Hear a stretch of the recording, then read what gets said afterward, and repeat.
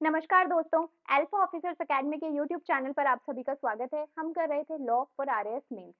तो देखिए, आज हम करने वाले हैं लेक्चर नंबर 6 क्योंकि लैंड लॉज आपके दो एक्ट्स में डिवाइडेड है, तो ये हम दो लेक्चर्स में कवर करेंगे। तो लेक्चर नंबर 6 में हम देखने वाले हैं राजस्थान लैंड रेवेन्यू एक्ट। चलिए स्टार्ट करते हैं आज का लेक्चर। ये है आपका 1956 का एक्ट। मतलब कि उस टाइम पे पार्लियामेंट भी समझ रही थी कि कैसे क्या हमें काम करना है। ओवर द इयर्स हमने ट्रायल एंड एरर करके बहुत सारी चीजें सिंप्लीफाई कर दी हैं, पर आप इस एक्ट में देखेंगे कि बहुत सारी अथॉरिटीज बनाई गई हैं लेवल बाय लेवल, क्योंकि उस टाइम पे हमें लगा कि हर एक चीज को मैनेज करने के लिए एक अथॉरिटी होना चाहिए, एक पर्सन होना चाहिए जो कि उन सब चीजों को देखेगा, और फिर उस नीचे वाले लेवल को देखने के लिए एक ऊपर वाला लेवल का होना चाहिए। ऐसे ही करते करते एक बहुत लंबी हायरार्की बन गई है, बट अगर हम उसे चार्ट बना के देखेंगे तो वो इतना मुश्किल नहीं है पढ़ने में। चलिए स्टार्ट करते हैं। फिर है आपका ऑब्जेक्ट। तो देखिए, पॉक्सो का ऑब्जेक्ट पीवाईक्यू में है, पूछा गया था, तो हो सकता है ये भी पूछा जाए। फिर आता है an act to consolidate and amend. Amendment तो देखिए पार्लियामेंट भी कहती है, सुप्रीम कोर्ट भी कहते हैं, तो अमेंड तो किया जा सकता है। अब आता है कंसोलिडेट का क्या मतलब है। मतलब कि लैंड रेवेन्यू के मैटर्स जितने भी सारे हैं, कोई भी रूल्स हो सकते हैं, कोई रेगुलेशंस हो सकते हैं, कोई एक्ट्स हो सकते हैं, उस टाइम पे जो भी कुछ अवेलेबल था उन सब चीजों को एक ही एक्ट में डाल दिया, ताकि अलग अलग चीज रेफर करने की जरूरत ही ना रहे, वो सारा चीज कंसोलिडेट करके एक एक्ट में है। अब क्या क्या रिलेटेड है इसमें। Number one, laws relating to land. फिर आता है second, appointment power and duties of revenue court. तो देखिए, लैंड रेवेन्यू के मैटर्स हैं तो रेवेन्यू कोर्ट, रेवेन्यू ऑफिसर्स और विलेज सर्वेंट्स, क्योंकि village level, block level, taluka, tehsil, इन सारे लेवल्स पे भी एक एक पब्लिक ऑफिसर इन्होंने बनाया है, एक एक अथॉरिटी बनाई है। फिर है preparation and maintenance of maps and land records. क्या होता है कि जैसे जैसे टाइम चेंज हो रहा है वैसे वैसे नई बिल्डिंग्स बन रही हैं, घर बन रहे हैं, जो खेत थे उन सबको हटा के बिल्डिंग्स बना दी जा रही हैं। तो ऐसे में हम पहचानेंगे ही नहीं किसका था क्या था, इसीलिए उन सारी चीजों के मैप्स हैं, सारे रिकॉर्ड्स रखे गए हैं, बहुत पुराने पुराने रिकॉर्ड्स भी अवेलेबल हैं, और अब तो धीरे धीरे उनको ऑनलाइन भी किया जा रहा है, तो इसीलिए वो सारे रिकॉर्ड्स रखना जरूरी है। फिर आता है सेटलमेंट ऑफ रेवेन्यू, रेंट, जिस भी चीज पे जा रहा है, जिस भी चीज पे रेवेन्यू जा रहा है, कलेक्शन ऑफ रेवेन्यू, ये सारी चीजों का भी हिसाब है उनके पास, किसने कितना देना है, किसका कितना आया है, ये सारा कुछ। क्योंकि हमने पढ़ा था ना ओनरशिप वाले लेक्चर में कि कुछ प्रॉपर्टीज होती हैं जिन पे हमें पब्लिक चार्जेस पे करना पड़ता है, जैसे कोई ट्रस्ट की प्रॉपर्टी हो गई, कुछ आपको टैक्सेस देने होते हैं, कुछ रेवेन्यू हो सकता है, रेंट हो सकता है, वो सारी चीजें यहाँ पे हैं। फिर है पार्टीशन ऑफ एस्टेट। पहले तो हमने देखा कि काफी जॉइंट प्रॉपर्टीज होती ही थी, तो ये सब कुछ इंक्लूड कर दिया है। फिर है मैटर्स इंसिडेंटल देयर टू। इस लाइन का कुछ मतलब नहीं है, सिर्फ इतना सा है, इससे वाइड बना दिया, मतलब आने वाले टाइम में अगर हम कुछ नया ऐड भी करते हैं तो जरूरी नहीं है कि यहाँ पे अमेंडमेंट करना पड़ेगा, क्योंकि ऑब्जेक्ट क्या होता है, पूरे एक्ट का एक छोटा सा रूप इन्होंने बता दिया है, एक मिरर की तरह काम करेगा, कि पूरे एक्ट में यही सब लिखा हुआ है जो इन तीन चार लाइनों में लिखा हुआ है, इसी को बड़ा बड़ा करके डिटेल में बताया हुआ है, इसीलिए हमें ऑब्जेक्ट चेंज करने की जरूरत नहीं पड़ेगी। अब आता है डेफिनेशन सेक्शन। तो देखो, अभी तक जब हम डेफिनेशंस पढ़ रहे थे तो जनरली सेक्शन नंबर 2 में बताया हुआ था, पर यहाँ पे है सेक्शन नंबर 3 में, तो अगर आपसे कल को कोई डेफिनेशन पूछ ली जाए तो आप आराम से लिख सकते हो, क्योंकि 3 तो अलग से याद ही रहेगा। इसी बात पे आ गया आपका नाजुल लैंड। तो ये भी आपका पीवाईक्यू में पूछा हुआ क्वेश्चन है। इट मीन्स आबादी लैंड। आबादी लैंड क्या होती है, किसी भी टाइप की लैंड, कितने लोग रह रहे हैं, कम रह रहे हैं, डजेंट मैटर, बस एक छोटी सी लैंड है जहाँ पे कि लोग रह रहे हैं। अब यहाँ पे हो सकता है ज्यादा लोग रह रहे हो, कम रह रहे हो, किसी भी टाइप का हो, बस लोग रह रहे हैं। With in the limits of municipality, panchayat, circle, village, town, city. देखो, हर लेवल को यहाँ पे इंक्लूड कर दिया इन्होंने। Wasting in the state government, मतलब कि राजस्थान स्टेट के अंदर जो भी लेवल्स है, कहीं पे भी अगर आबादी लैंड है वो आपकी मानी जाएगी नाजुल लैंड। अब आता है बोर्ड ऑफ रेवेन्यू। ये समझने के लिए हम समझते हैं सुप्रीम कोर्ट। आप सबने सुप्रीम कोर्ट का नाम तो सुना ही होगा। तो कोर्ट्स में जो हायरार्की होती है उसमें सबसे ऊपर आता है सुप्रीम कोर्ट, एपेक्स कोर्ट, मतलब इन्हीं की बात मानी जाएगी और बाकी सब इनसे नीचे रहेंगे। सिमिलरली लैंड रेवेन्यू के मैटर्स में बोर्ड ऑफ रेवेन्यू इस एक्ट के अकॉर्डिंग वही एपेक्स अथॉरिटी, मतलब सबसे ऊपर ये है और बाकी सब नीचे हैं। इन्हीं के सारे डिसीजंस होंगे, यही फाइनल डिसीजन देंगे, इसी टाइप से, मतलब जो जो सुप्रीम कोर्ट करता है वो सारे काम ये करते हैं यहाँ पे। फिर है there shall be established for the state of Rajasthan a board of revenue. तो बोर्ड ऑफ रेवेन्यू होगा, ये कहाँ बताया है, सेक्शन नंबर 4 में, चैप्टर नंबर 2 में। इसका हेडक्वार्टर्स रहेगा अजमेर में। तो यहाँ का हेडक्वार्टर अजमेर में, ये चीज हमने एक्ट में लिख भी दी है, ये आपको बताया गया सेक्शन नंबर 6 में। The board shell consist of a chairman, जो कि प्रिसाइडिंग ऑफिसर रहेंगे, और उनके साथ में कुछ मेंबर्स भी रहेंगे, कम से कम 3, ज्यादा से ज्यादा 20। पहले ये थे 15 मेंबर्स, पर अमेंडमेंट हो गया 2011 में, उसके बाद ये 20 मेंबर्स कर दिया गया है बढ़ा के। अब देखो, all member shall hold the office during the pleasure of the governor. इसका क्या मतलब है, ये आपने कॉन्स्टिट्यूशन में भी पढ़ा होगा। एक तो ये आपका सेक्शन 5 में दे रखा है, और दूसरी चीज ड्यूरिंग द प्लेजर का मतलब है कि जब तक गवर्नर की टर्म चल रही है तब तक ये सारे मेंबर्स रहेंगे। और क्योंकि ये प्लेजर ऑफ गवर्नर पे, तो जब गवर्नर को लगता है कि हटा सकते हैं, तो जो भी उनकी इंक्वायरी होती है उसके बाद इनको हटाया जा सकता है। अब गवर्नर क्यों लिखा है, क्योंकि स्टेट गवर्नमेंट का मैटर है। और जनरली जब हम देखते हैं तो कॉन्स्टिट्यूशन में भी इसीलिए स्टेट के मैटर्स में गवर्नर लिखा होता है और यूनियन के मैटर्स में प्रेसिडेंट लिखा होता है। हेडक्वार्टर्स हमने देख लिया है। फिर है the board can appoint registrar and other ministerial officers as may be necessary for the exercise and performance of the powers conferred and duties imposed under this act। मतलब कि इस एक्ट के अंदर कोई भी जैसे ड्यूटीज बताई गई है कि हमें इस लेवल पे ये सारा काम करना है, इन्होंने बता दिया है। अब काम करेगा कौन, वो सारे काम करने के लिए किसी पर्सन या अथॉरिटी को पावर्स देनी पड़ेंगी और उनको अपॉइंट करना पड़ेगा। तो ये दोनों ही काम करेगी हमारा बोर्ड ऑफ रेवेन्यू। तो इन्होंने लिख दिया कि रजिस्ट्रार और अदर मिनिस्ट्रियल ऑफिसर्स, मतलब वो सारे जहां जहां पे रिक्वायरमेंट है वैसे वैसे ये अपॉइंट करेंगे। अब है powers of the board. Board की क्या पावर्स हैं, वही जो अभी हमने थोड़ी देर पहले समझा था। Highest court of appeal, revision, reference, हर एक चीज की पावर इन्हीं को दे दी गई है। सेकंड है जनरल सुपरिंटेंडेंस ऑफ सब ऑर्डिनेट रेवेन्यू कोर्ट्स। हमने देखा कि हायरार्की में ये सबसे ऊपर है, तो नीचे वालों को ध्यान भी इन्हीं को रखना है। यही बात होती है जनरल सुपरिंटेंडेंस है। फिर है power to refer to a bench. ये डिपेंड करेगा मैटर पे, इसका कोई यूनिवर्सल पैटर्न नहीं बताया कि ऐसा होगा तो ही हम बेंच को देंगे।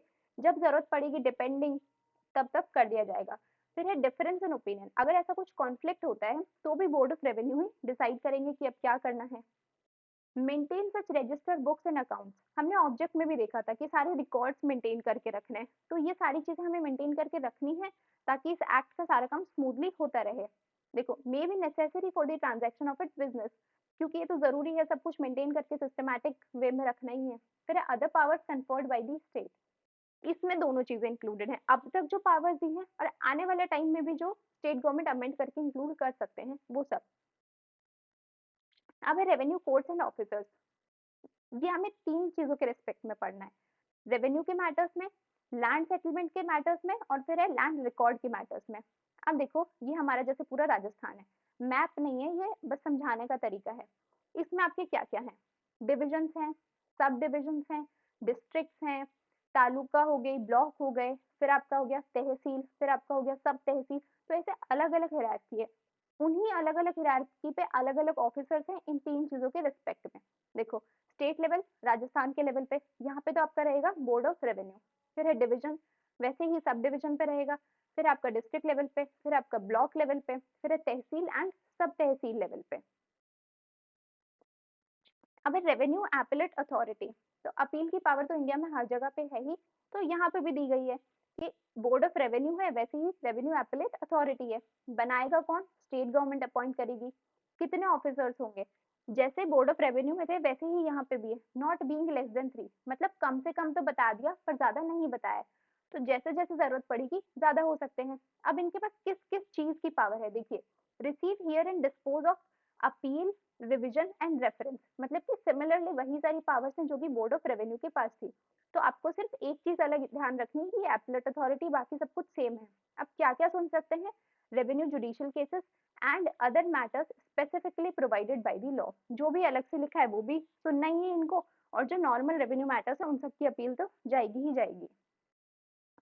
फिर आता है सेटलमेंट कमिश्नर। तो देखो, ये नाम से ही क्लियर हो रहा है, in charge of all matters related to settlement throughout the state, मतलब पूरे राजस्थान में जो भी सेटलमेंट से रिलेटेड मैटर्स होंगे वो सब कौन देखेगा, सेटलमेंट कमिश्नर।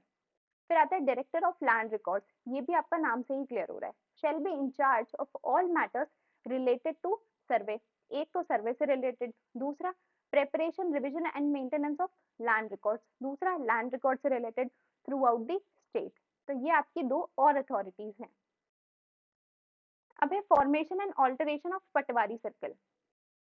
देखो, पटवारी सर्कल हम समझते हैं पहले, जैसे कि ये आपका पूरा स्टेट है, हमने देखा कि कैसे कैसे डिवाइडेड है, डिवीजन, सब डिवीजन, डिस्ट्रिक्ट। तो यहाँ हम बात कर रहे हैं डिस्ट्रिक्ट लेवल की। अब ये अगर पूरा बड़ा डिस्ट्रिक्ट है तो इतना बड़ा डिस्ट्रिक्ट भी कोई एक आदमी तो मैनेज नहीं कर सकता है, और अगर कर भी सकते हैं तो वो हम धीरे धीरे समझेंगे कि कैसे। एक बार के लिए तो हमें हर एक चीज को मैनेज करने के लिए आदमी रखने ही थे, तो इसीलिए हमने पूरे डिस्ट्रिक्ट को छोटे छोटे पटवारी सर्कल्स में डिवाइड कर दिया। देखो इस तरीके से हमने उस टाइम पे डिवाइड किया था। अब एक पटवारी सर्कल को मैनेज कौन करेगा? एक पटवारी। आपने देखा होगा पटवारी का एग्जाम होता है तो वो यहीं के लिए होता है। इसे मैनेज करेंगे पटवारी, और इस पूरे सर्कल को बोलते हैं पटवारी सर्कल। अब देखो, director of land records with the previous sanction of state government. यहाँ पे हर काम स्टेट गवर्नमेंट ही करती है, क्योंकि लास्ट अथॉरिटी ही वही है, स्टेट गवर्नमेंट के अकॉर्डिंग ही होगा सारा काम। Time to time arrange the village of each district in patwari circle. ये यहाँ पे ऐसा क्यों लिखा है कि टाइम टू टाइम अरेंज? हो सकता है हम एक बार बना के छोड़ दें, पर जैसे कि अभी रिसेंटली आपने देखा होगा कि राजस्थान में डिस्ट्रिक्ट बढ़ाए गए फिर वापस कम किए गए, तो ऐसे में जब डिस्ट्रिक्ट चेंज हो रहे हैं, उनकी बाउंड्रीज चेंज हो रही हैं, तो ये सब भी चेंज करने की जरूरत पड़ती है। तो एडमिनिस्ट्रेशन वर्क कैसे बढ़ जाता है, यहीं से आपको समझ में आएगा। फिर है अपॉइंटमेंट ऑफ पटवारी। जब सर्कल बना दिया तो उसको मैनेज करने के लिए आदमी भी तो चाहिए, subject to the rules made under this act. Obviously इस एक्ट के अकॉर्डिंग होगा।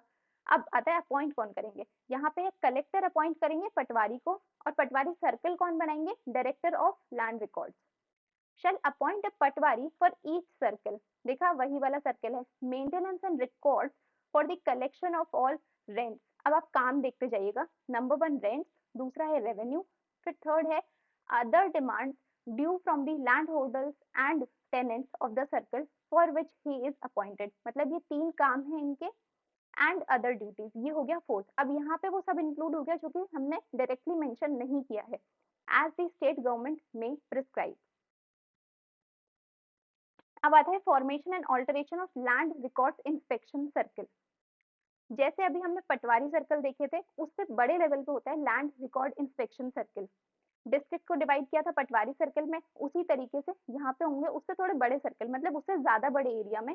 और फिर यहाँ पे भी उसी तरीके से लैंड रिकॉर्ड इंस्पेक्टर रहेगा, क्योंकि लैंड रिकॉर्ड इंस्पेक्शन सर्कल है, तो उसे मैनेज करने के लिए एक और नई अथॉरिटी बनाई गई है with the previous sanction of, ये है आपका सैंक्शन, SAN होगा यहाँ पे, of the state government.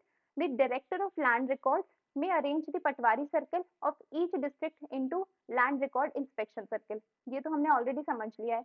फिर appointment of girdawar kanungo and land record inspector. तो इसी को लैंड रिकॉर्ड इंस्पेक्टर को ही हम कहते हैं गिरद्वार कनुंगो।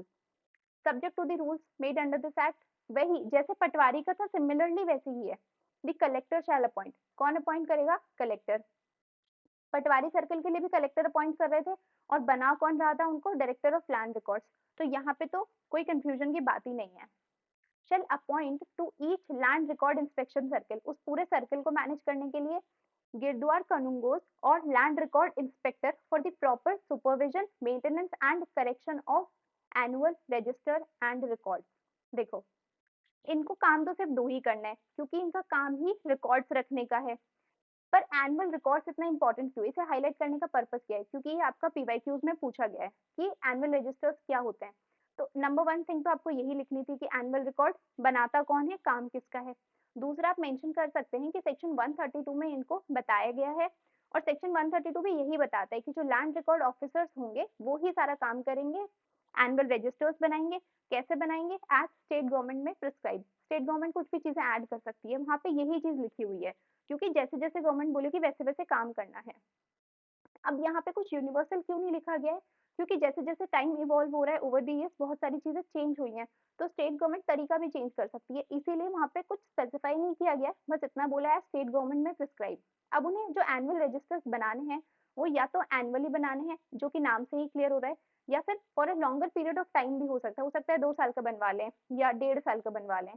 तो अगेन वो जैसा गवर्नमेंट बोलेगी वैसा करना है। तो अगर ये फिर से आपका रिपीट होता है तो आपको 2 चीजें लिखनी है, एक तो ये वाला पैराग्राफ और दूसरा ये। अब है सदर कानून।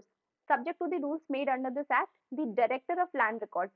फिर से इन्हें अपॉइंट कौन कर रहा है? Director of land records shall appoint 1 or more सदर कानून in each district to supervise the work of land record inspector and patwaris as and to perform such other duties as state government में prescribe। तो ये तो simple सी चीज है, हर जगह पर एक ही चीज लिखनी है। अभी हम इसका पूरा हायरार्की समझते हैं।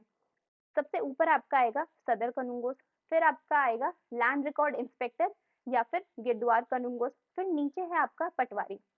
पटवारी के लिए हमने देखा डिस्ट्रिक्ट में बनेंगे पटवारी सर्किल।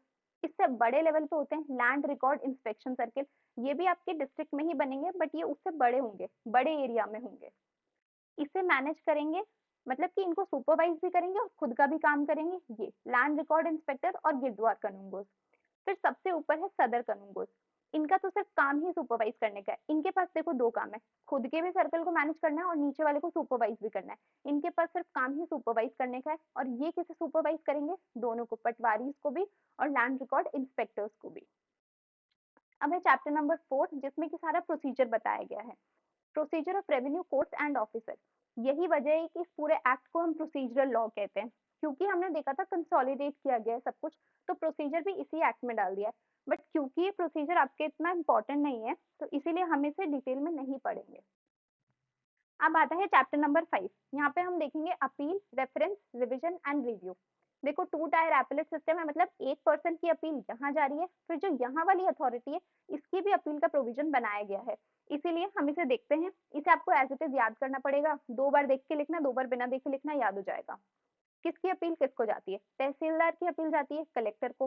फिर है एसडीएम, एडीएम और रेवेन्यू कोर्ट, ये जो हमने देखे थे स्टार्टिंग में, रेवेन्यू कोर्ट, रेवेन्यू ऑफिसर्स, उनकी अपील जा रही है रेवेन्यू एपेलेट अथॉरिटी को। और दूसरा कौन है, सेटलमेंट ऑफिसर। ये हमने देख लिया सेटलमेंट ऑफिसर कौन है, जो कि सेटलमेंट देखता है थ्रू आउट दी स्टेट। अब देखो सेटलमेंट ऑफिसर और कलेक्टर, कलेक्टर यहाँ पे भी है, इनकी अपील किसको जा रही है, सेटलमेंट कमिश्नर को। ये सेटलमेंट कमिश्नर को ही अपील आ रही है यहाँ की भी।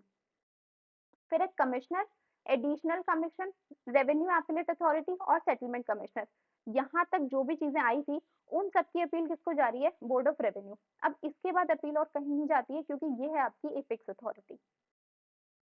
अब है सेकंड अपील, कलेक्टर की अपील किसको जा रही है, रेवेन्यू एपेलेट अथॉरिटी को। सेटलमेंट ऑफिसर की किसको जा रही है, सेटलमेंट कमिश्नर को।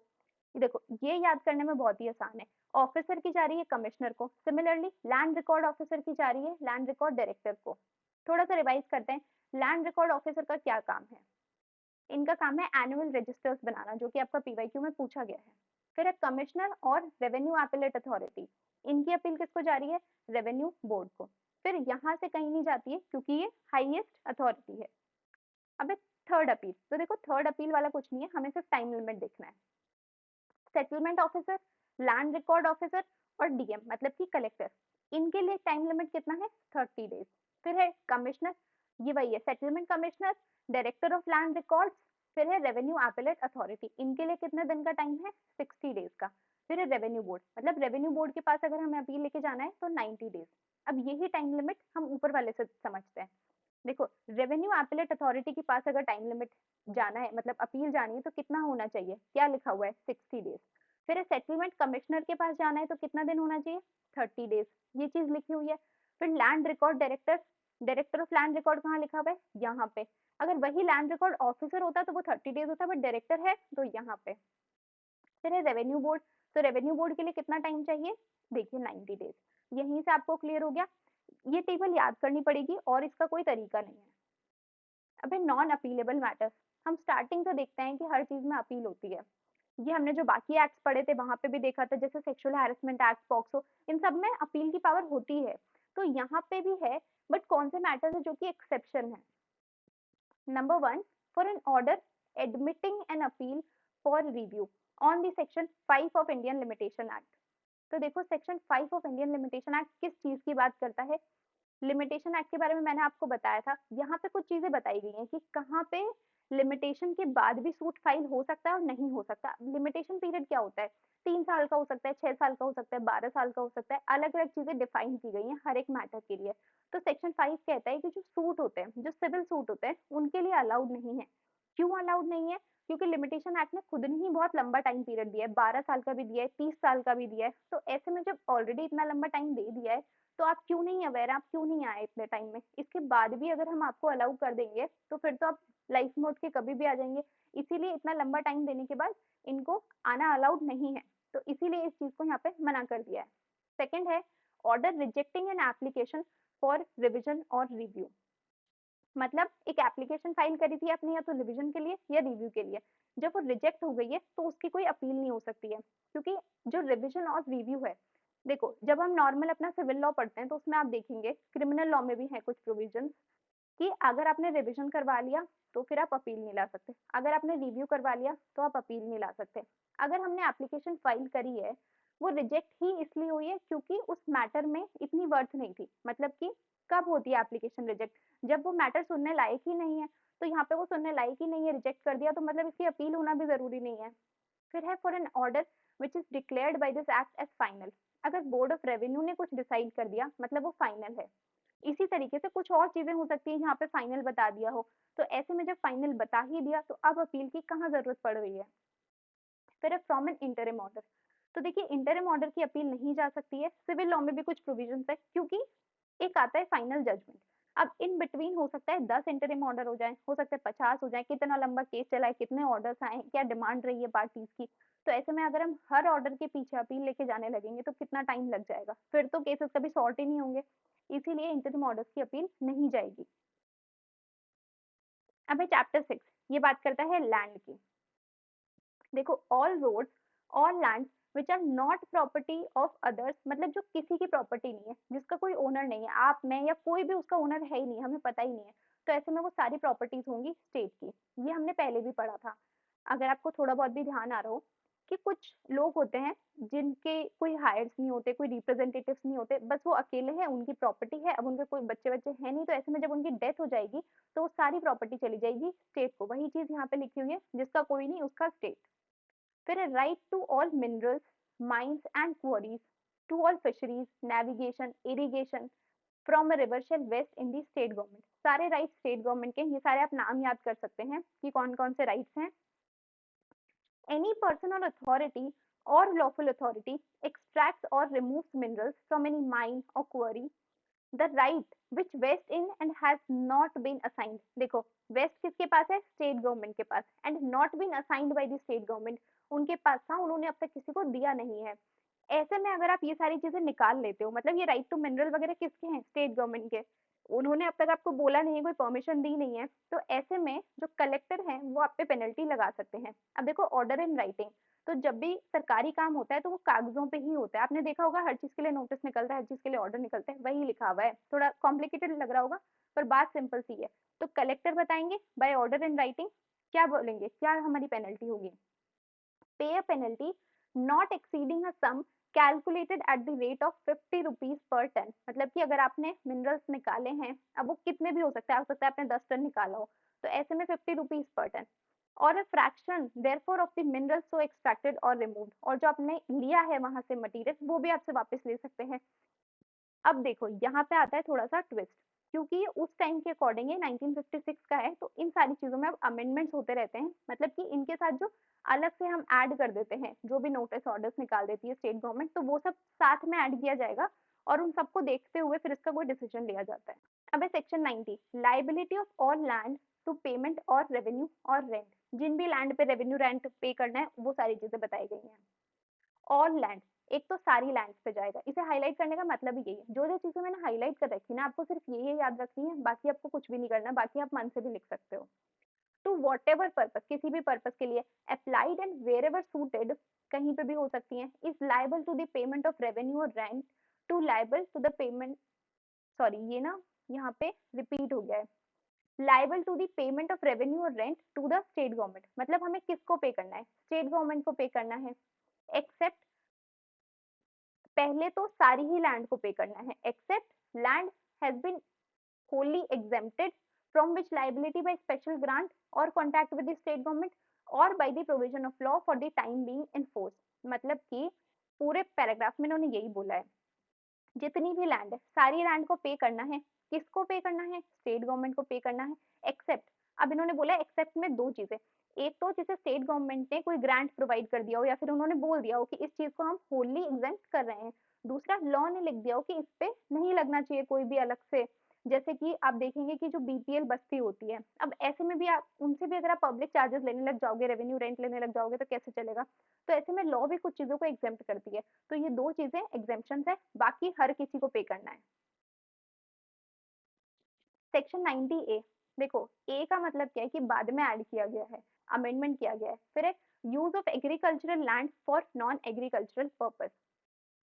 इसका मतलब ही यहीं से समझो, एग्रीकल्चरल लैंड है, खेती बाड़ी करनी है, इसे आप नॉन एग्रीकल्चरल पर्पस के लिए यूज कर रहे हो, मतलब किसी कमर्शियल पर्पस के लिए यूज कर रहे हो या फिर कुछ किसी भी तरीके का प्रॉफिट ले रहे हो आप उस चीज से, तो वो चीज जनरली अलाउड नहीं होती है। वही हम यहाँ पे देखेंगे।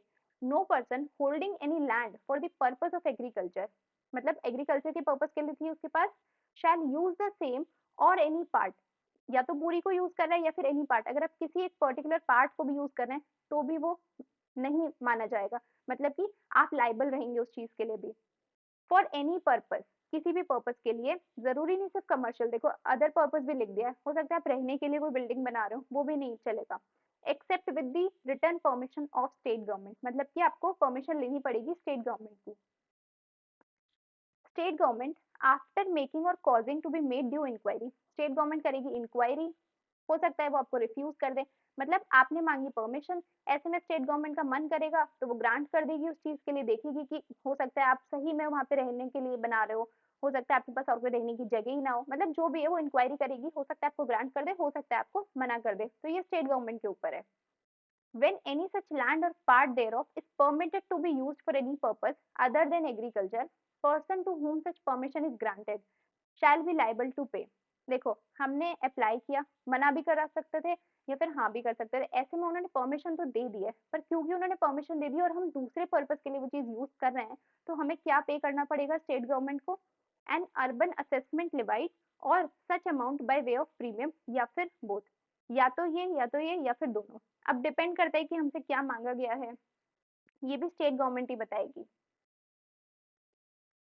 If any such land so used without the return permission, मतलब पहले तो हमें परमिशन लेना था तभी हम यूज कर सकते हैं, ऐसे में हमने परमिशन ही नहीं ली, ऐसे ही हम यूज कर रहे हैं, या फिर स्टेट गवर्नमेंट ने मना कर दिया, मतलब conditions of such permission after such permission having been refuse, मतलब कि मना कर दिया है यहाँ पे, उसके बाद भी हम उन्हीं चीजों को यूज कर रहे हैं और वो भी दूसरे काम के लिए, मतलब नॉन एग्रीकल्चरल पर्पस के लिए यूज कर रहे हैं, तो ऐसे में हमें माना जाएगा trespasser and shall be liable to be ejectment, हमें वहां से निकाल दिया जाएगा क्योंकि हम वहाँ पे ट्रेसपासर हो गए, चाहे वो हमारी ही लैंड है बट पर्पस हमने चेंज कर दिया, according with the section 91, in accordance with section 91, as if he or they had occupied or continue to occupy such land without lawful authority।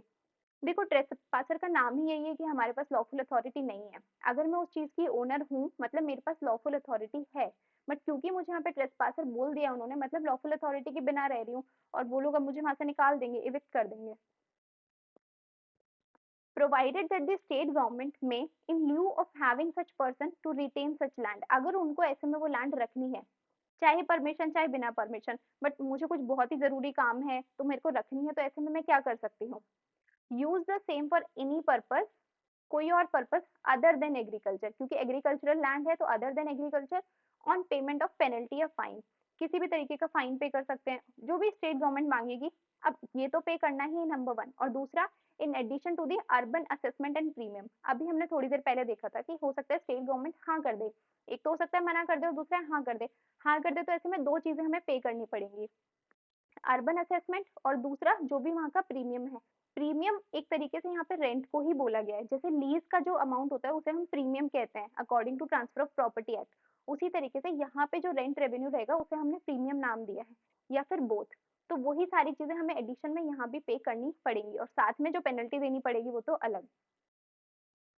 अब है section number 91, unauthorised occupation of land.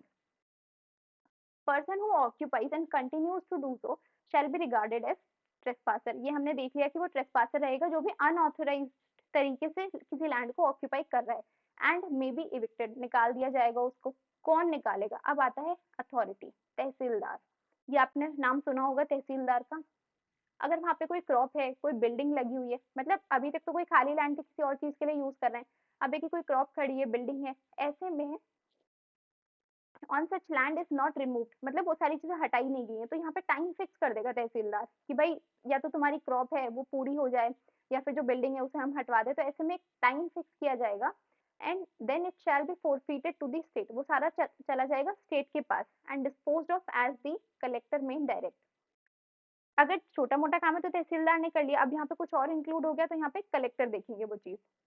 अब ये जो ट्रेसपासर्स हैं जो कि वहाँ पे बिना परमिशन के रह रहे थे या ऑक्यूपाई कर रखा था, जो भी है, उनको क्या पेनल्टी देनी पड़ेगी, विच में extend to 50 times the annual rent. अगर आपका रेंट है 10 रुपए, जैसे उस टाइम पे तो 10 रुपए ही होता था, या 1000 रुपए मान लो आज के टाइम पे, तो उसको आप मल्टीप्लाई कर दो 50 टाइम्स, इतना आपको पेनल्टी देना पड़ेगा। या फिर जो आपका अर्बन असेसमेंट था जो भी लिवाया हुआ था या प्रीमियम, उन सब का भी हो सकता है।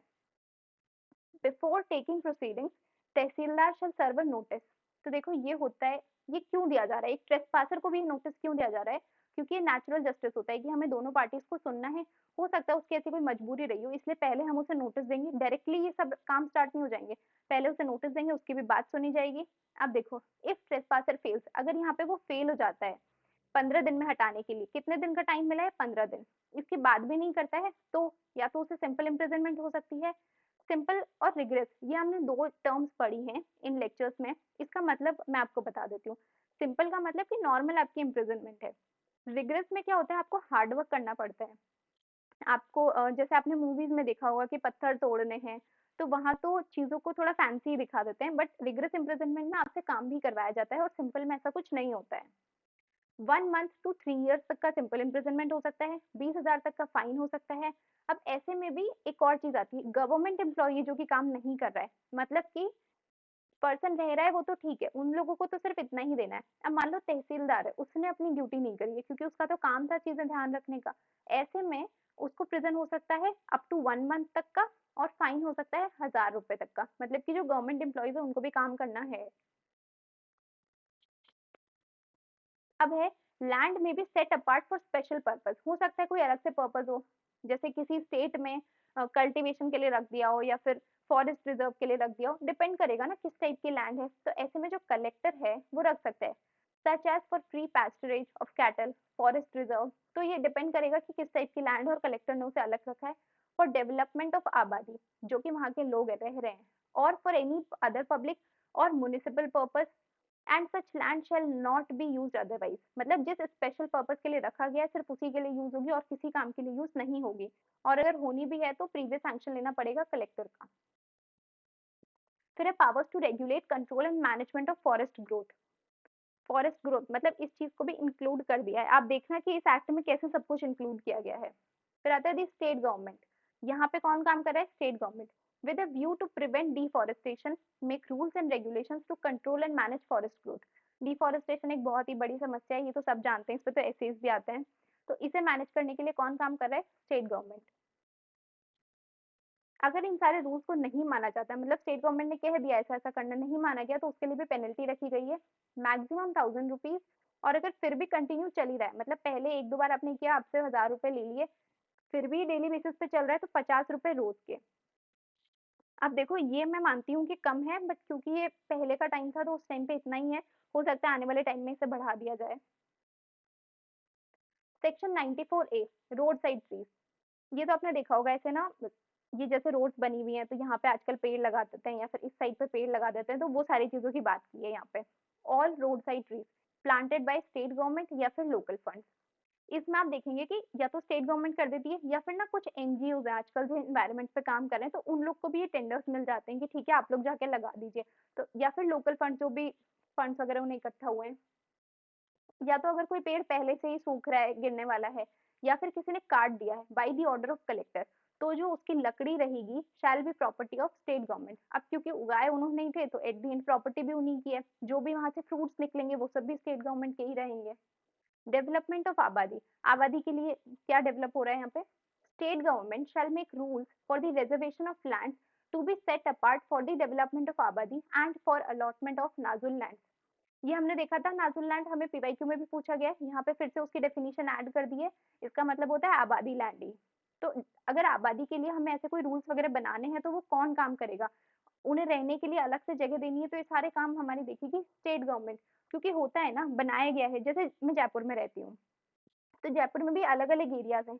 एक पर्टिकुलर एरिया है जो कि इंडस्ट्रियल एरिया के नाम से फेमस है, वहां पे सारी इंडस्ट्रीज वगैरह बनाई गई हैं, फिर कुछ रहने के लिए हैं। तो इसी तरीके से अलग अलग जो जगह होती है उन्हें अलग अलग तरीके से काम दे दिए जाते हैं कि ठीक है यहाँ पे ये होगा, यहाँ पे ये होगा, और ये सारा काम करता कौन है, स्टेट गवर्नमेंट। फिर है no person shall occupy any land in the abadi area without first paying therefor such sums, मतलब जो भी कुछ फ्री में तो किसी को मिलता भी नहीं है, तो ये तो इतना कुछ मेंशन करने की जरूरत भी नहीं थी। By pay of premium,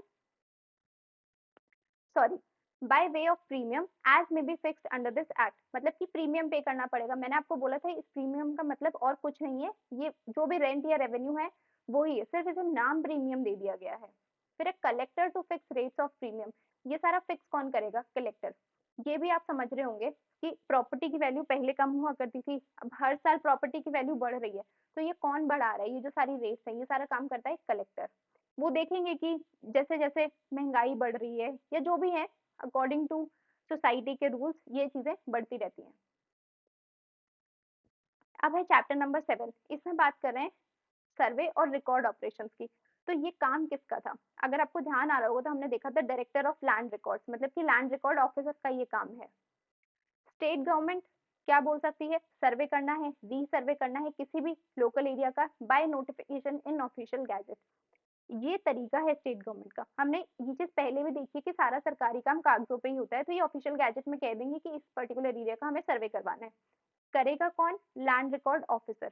land record officer की अपील किसके पास जाती है? Director of land record. मैं सिर्फ आपको याद करवाने की कोशिश कर रही हूँ। फिर लैंड रिकॉर्ड ऑपरेशंस इंक्लूड, मतलब कि इन सब में क्या क्या इंक्लूडेड रहेगा, इन्हें करना क्या है, इनका काम क्या रहेगा?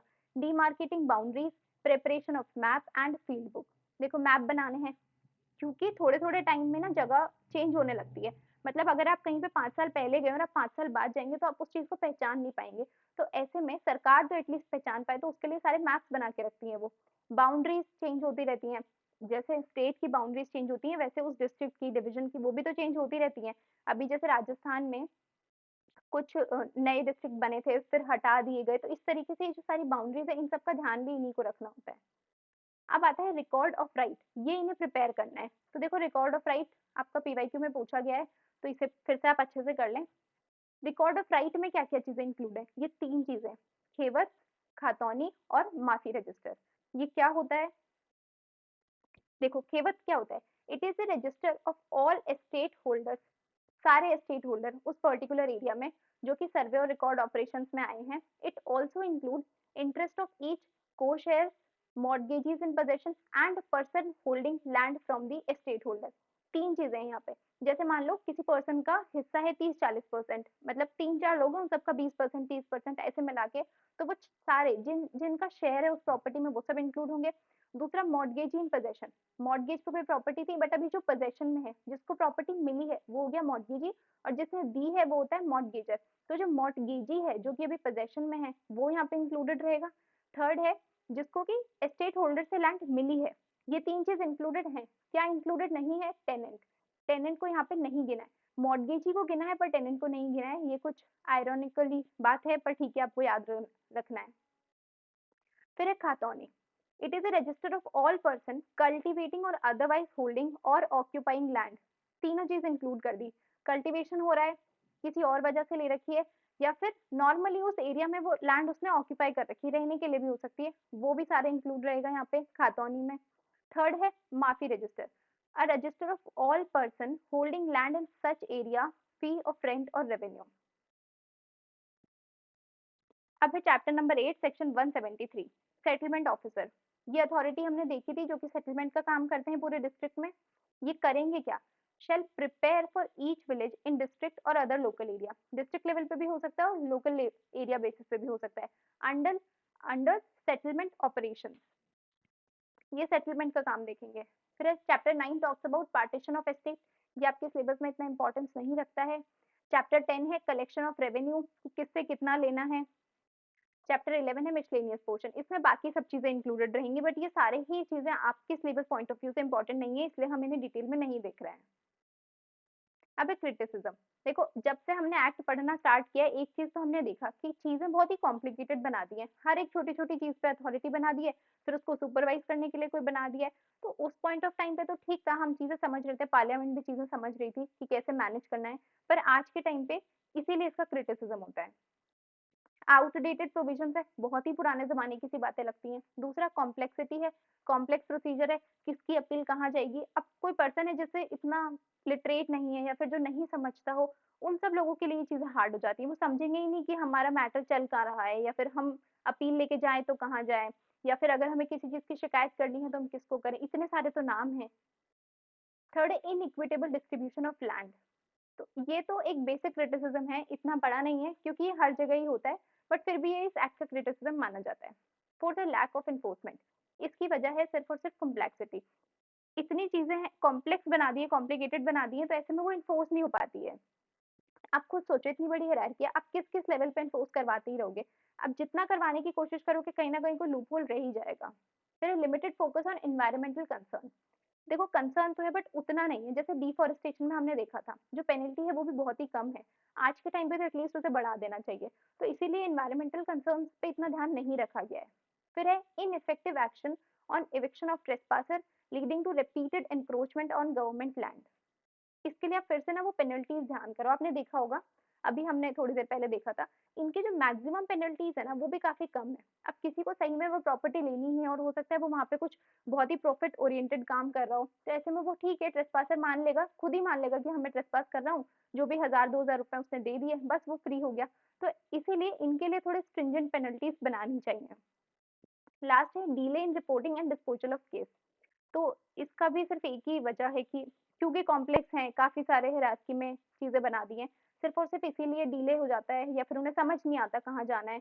और क्योंकि डिले हो रहा है रिपोर्ट करने में ही, तो उसी वजह से जो केस डिस्पोज ऑफ हो रहा है उसमें भी टाइम लग रहा है। तो आज के लिए बस इतना ही। कल हम लास्ट लेक्चर देखेंगे, उसमें हम कवर करेंगे Rajasthan tenancy act. Thank you so much.